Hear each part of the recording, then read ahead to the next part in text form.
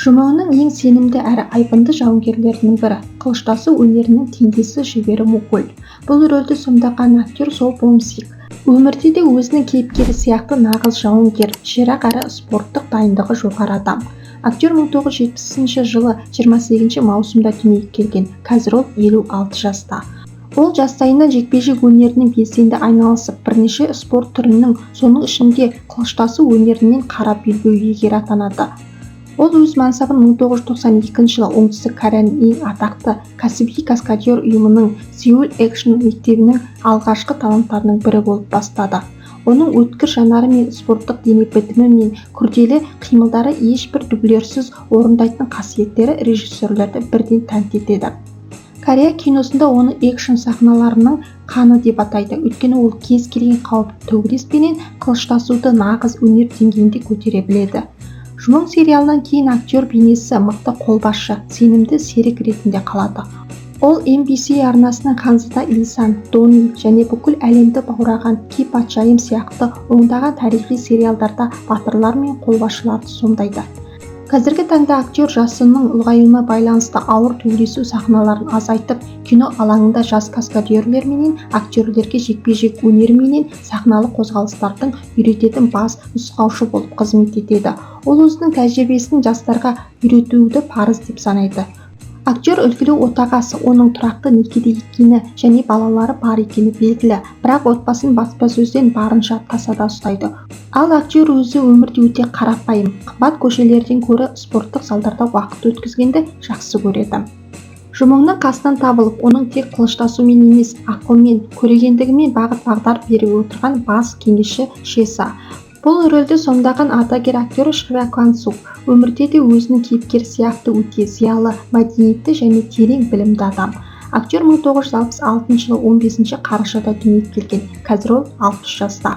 Ол оңтүстік Кореяның ең беделді өнер ордасы Донгун университетінің театр және кино факультетін тәмамдаған.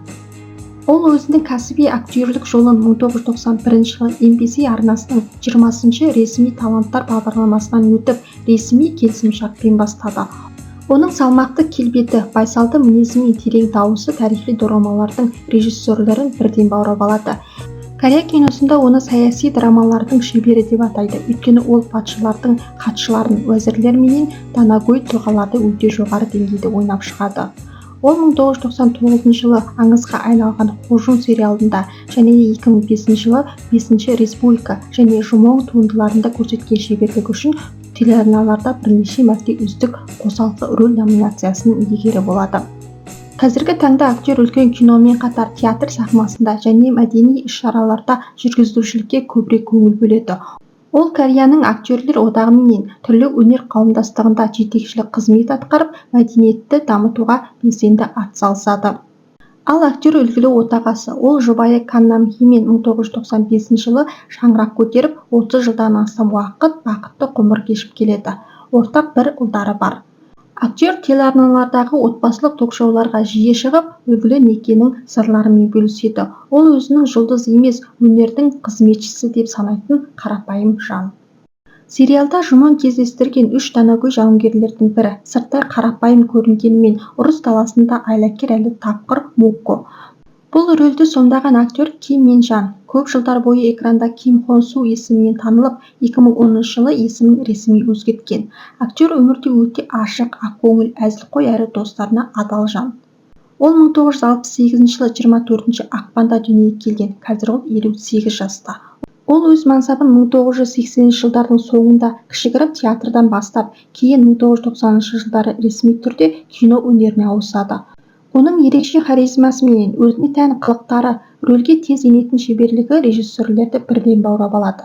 Корея киносында оны эпизодтың көркі деп атайды, өйткені ол кішігірім қосалқы рөлдердің өзін көрерменнің есінде қалатындай ойнап шығады. Жұмоң сериалында үлкен табысынан кейін ол бірден Құйынты мекен және Пектон Су сияқты оңтүстік Кореяның ең хит рейтингі жоғары тарихи жобаларына шақырылады. Көрермендер оның кейіпкерінен көргенде оның батырлығына сүйсінетін. Қазіргі таңда актер үлкен телекрандардан көрі Сеулдің атақты театр сахналарында өнер көрсетуге көбірек көңіл бөлуде. Ол Корея классикалық театр қойылымдарында басты рөлдерді сомдап, жас актерлерге тәлімгерлік жасап жүр. Актер үлгілі отағасы, отбасы менен балалары бақ назарынан қорғауға тырысады. Ол өзінің танымал жұлдыз емес, қарапайым өнер адамы ретінде ұстайды. Қымбат брендтерге қызықпайды. Актер достарымен бірге, соның ішінде Жұмон сериалындағы әріптестерімен бірге уақыт өткізгенді жақсы көреді. Көшеде көрген жанкүйерлер оны әлі де Мукко деп атаса, ол әрқашан ашық көңілмен амандасып суретке түседі. Пуйо мемлекеттің үлкен ханзадасы, Тисоның ең сенімді оң қолы, жауынгерлік рухы биік әрі қатал күзетшісі Наро. Бұл рөлді сомдаған актер Пак Нам Хён өмірде де өзінің кейіпкері сияқты өте қайсар әрі иықты спортшы денелі адам. Актер 1966 жылы 24 шілдеде Шоланамдо провинциясында дүниеге келген. Қазір ол 59 жаста. Ол жастайынан көптеген спорт түрлерімен кәсіби түрде айналысып, барлығынан жоғары дәрежеде қара белбеу иегері. Ең қызығы, ол Оңтүстік Корея армиясының ең қауіпті әрі таңдаулы бөлімі, арнайы барлау және ерекше мақсаттағы әскери жасағында мерзімді қызмет еткен нағыз мықты жауынгер. Оның қатал мысты жүзі менен мықты физикалық күші режиссерлерді бірден қызықтырады. Ол өзінің ресми дебюті 1997 жылы атақты Жасыл балық фильмінде жасады. Және де дәл осы жылы шыққан Көк құс бар сериалы үшін ол Криес телеарнасының жылдың үздік жаңа есімі марапатын жеңіп алады. Корея шоу-бизнесінде оны ең мықты еркек деп атайды, өйткені ол 2000 жылдардың басында атақты спорттық телешоулардың жеңімпазы болған. 1990 жылдардың соңында түскен танымал ақша жарнамасында «Менің патшайымым» деген сөзі бүкіл елге тренд болады. Жұмон сериалынан кейін оның бейнесі қожайынның шексіз адал жауынгері ретінде қалады.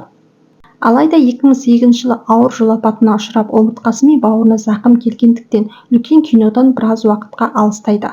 Қазіргі таңда ол YouTube желісінде өзінің жеке арнасын ашып, блогерлікпен белсенді айналысады.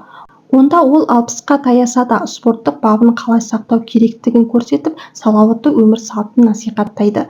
Жеке өмірін барынша жабық ұстайды, сәнді өмірден гөрі табиғат аясында достарымен уақыт өткізгенді ұнатады.